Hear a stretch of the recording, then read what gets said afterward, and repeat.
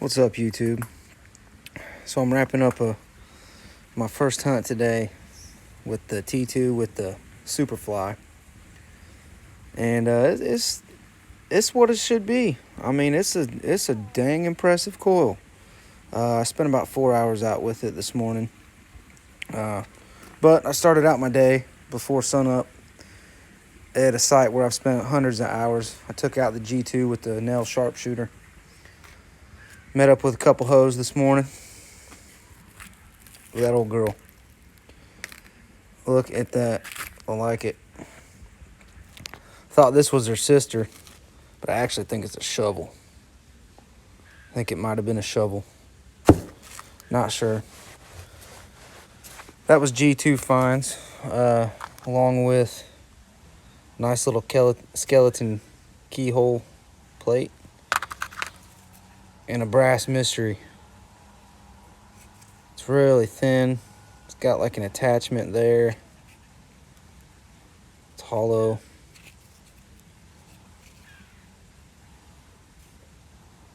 It's coming apart in my hand. Ain't sure what that is. I almost thought it was a whistle for a second, but I don't know. It's old though. So then I hit a park in Midtown Mobile with the Superfly, and that's not my intended type of site for this setup, but I'm just dying to use it, so I had to get out and hunt it. Place was so trashy. This is my trash digs, which ain't really that much, but what I was doing was I was being super selective. Given the features of the T2, it's kind of limited for coin shooting. It can do it though, but it's got great audio. So what I did was I hunted 4-tone 75 sensitivity disc on 10, and just was going for the deep sound and high tones only. Couple stuff I picked up off the surface, you know, a couple clad. This is my clad stack. Pretty deep. It was 6+ inches on most of them. Let's see. But I did get on some better stuff a little bit. Nothing too crazy. This was 7-8 inches deep. It's a pocket watch winder, I believe. Let's see. I ain't sure what this is, but it was way down there, dude. It was pinpointer depth. It either says mom or wow. I don't know, but it's old brass, man. It's definitely old brass. This was also about pinpointer depth. And this was the only deep mid-tone that I dug. And I think it's pewter. Not sure what it would have been. Got 2 Wheaties for the day. 7 inches deep. On a hillside, 1945. And this one had 2 nails in the hole. This one had these 2 nails sitting like that, and the penny was about here, 7 inches deep. So I pulled the nails first with my pinpointer and was like, that don't seem right, because it still had good ID and a pretty solid tone. Deepest coin of the day was this 1919 Wheatie, and it was over pinpointer depth. It was pushing 10 inches. It was repeatable high tone, and I only dug the coins in these targets right there if I could turn 90 degrees and still get that high tone. So this one, like I said, was a mid-tone, but I could tell it was really deep. I did get 1 piece of silver, so I got some silver the first time out with it, with that coil. Not sure what it is. It's hefty. It's hefty chunk. Probably a piece of spoon or something, but it's definitely silver. This is probably my favorite find of the day. It might be silver too. This old button, some fake mother of pearl in it. It beeps a solid 77 on the T2, which is zinc penny. Now, if I was to dig like a brass flat button that size, it might also ring up that high. So I guess it could be brass, but it's kind of got the same color. See? I don't know. I'll clean it up a little more. But let's, I got the T2 on right now. I'm gonna undo the headphones. And let's listen. I'm gonna show you what these targets sounded like at depth and what I was digging.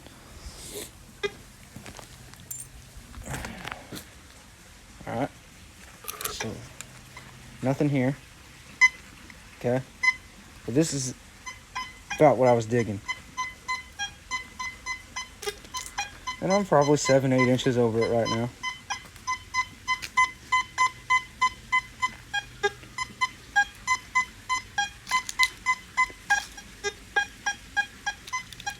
But in a sea of this, I mean, the thing was going crazy all day. I'm listening for that tone. That beautiful little light tone. Let's set that button down there. Because the button was a high tone mixed with a mid tone.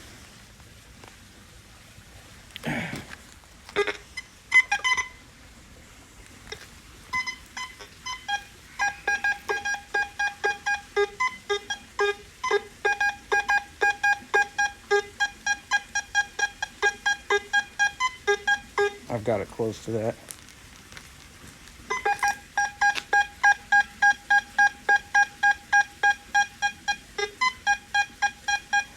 That right there is what I was digging. Hear how that sounds?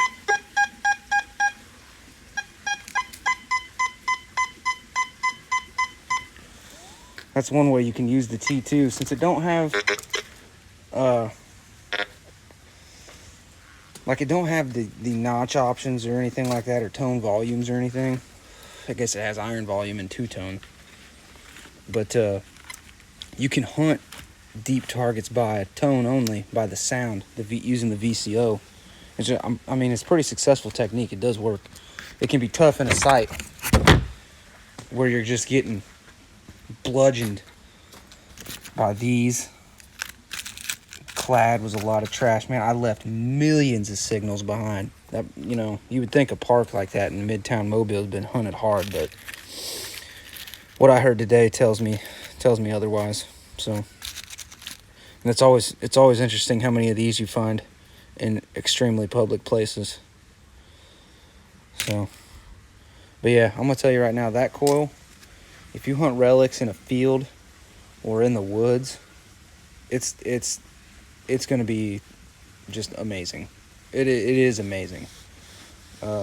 Everything was IDing pretty good at depth. Wheat Penny was giving me, it was a 7980 at about 10 inches using 4-tone. I did check a couple of these in boost. These two, I knew they were really faint. They sounded small, and I put it in boost and checked them, and I was able to get numbers on them and show an ID. And, you know, I don't remember on this one of the first things I dug out there.